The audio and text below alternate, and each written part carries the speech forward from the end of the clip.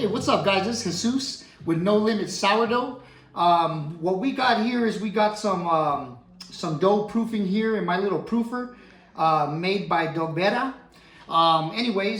We've already put the dough together. We already mixed up all the ingredients, got it to a shaggy dough, let it rest for 1 hour, and then we did 3 sets of stretch and folds with 30-minute intervals, and we are working on the 4th set right now. I'm currently been studying this book. It's called The Artisan Sourdough Made Simple. It's really helped me in my knowledge to make some sourdough. I went on a 7-year, I think about 7 years, maybe 6-year stretch learning how to make pizza. And my wife just said the other day that now I'm on a sourdough trip, right?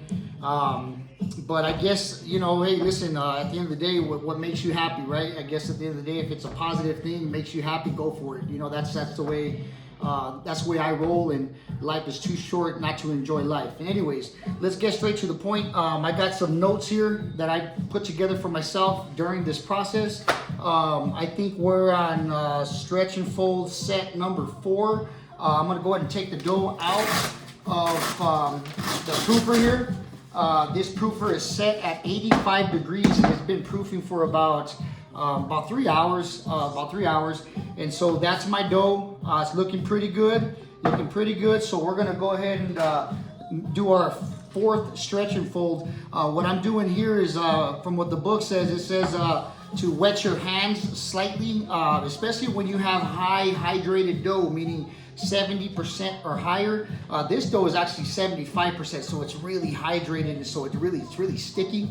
But you just wet your hands a little bit like this, and then you just grab this dough, and look at that gluten. Look at that, guys. Look at that. That's gluten right there. That buildup is really good, and I just fold that. Again, another stretch and fold. Okay, and you want to do about 4 or 5 of these, and you'll start to feel that gluten tighten up, and that's what we want. And that gluten is what is the structure of the dough. So when this thing bakes, you have a good oven spring, a really nice oven spring, and then and the structure of that loaf will be nice and firm. Okay, guys. Anyways, you see that? You see, I'm building that gluten right now. Okay, and it got a little sticky, so I just want to put some more water in my hand. Fold. Right, guys? You guys see that? Oh yeah, it's getting really nice. All right. Now at this point, what I like to do is just to give it a little bit more love, right? Build that gluten up, guys. I just want to kind of let gravity do its job. You see that? And then I want to fold. Okay, guys? Look at that. All right? Fold. This is building up that gluten beautifully, guys. This dough is going to be nice and firm. You're going to have great oven spring. And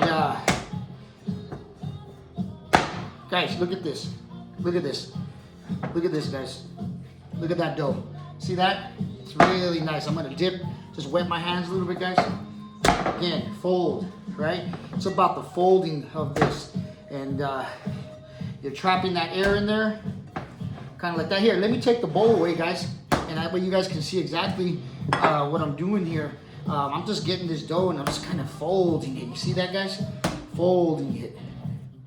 I'm trying to work on my technique. I've actually been trying to learn how to do sourdough for the last couple weeks, maybe about 3 weeks, and through trial and error, I'm getting a little bit better.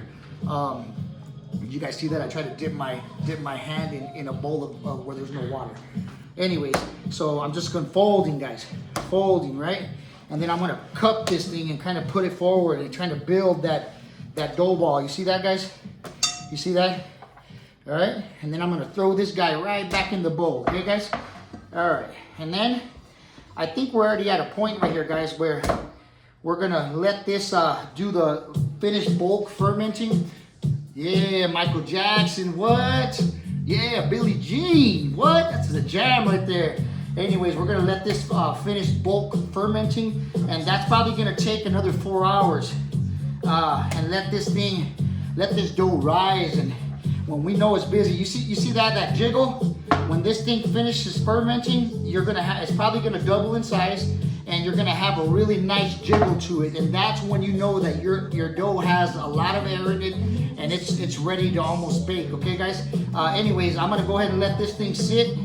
Matter of fact, I'm just gonna do one more. I might have overdid it, guys, with the stretching folds, but I'm gonna just do it one more time because I see some tearing in here, and I don't want to tear that dough. I want this dough to be nice and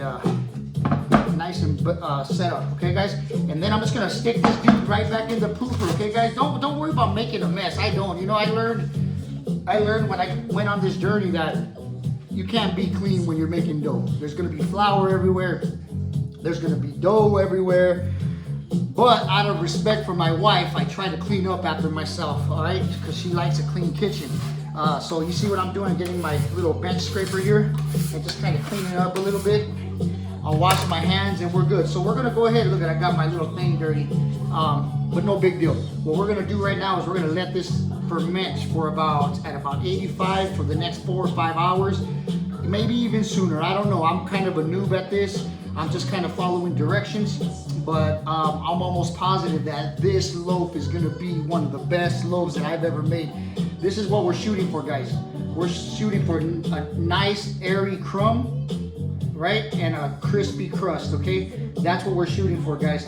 We'll have a follow-up video once I have the finished product, and I will be giving one loaf to one of my friends, family, and then I will be keeping one loaf here at the house for my daughter, Miranda. Anyways, guys, we'll see you guys later. This is No Limit Sourdough, over and out. See you guys later. Peace.